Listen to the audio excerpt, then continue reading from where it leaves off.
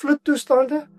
Die risiko bly redelik hoog oor die oostelike helfte van die land, maar dit impliseer ook dat as die reën in die opvanggebiede van die Vaaldam en die Gariepdam gaan voorkom, dat dit ook 'n risiko skep vir die benede Oranje rivier.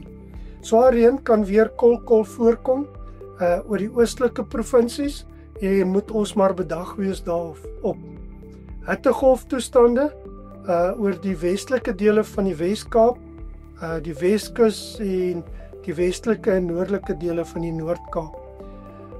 Dit lyk nie asof daar veel reën gaan wees vir die winterreënvalgebied nie, maar dit lyk tog dat dit so bietjie verbeter hier in die laaste week van November, 10 tot 15-20 mm oor die sentrale tot westelike dele van die winterreënvalgebied, maar dit lyk 'n bietjie beter, dalk 'n bietjie meer vir die Suid-Kaap en tuinroete wat kritiek droog is, wat omtrent die hele winter baie min reën gehad het.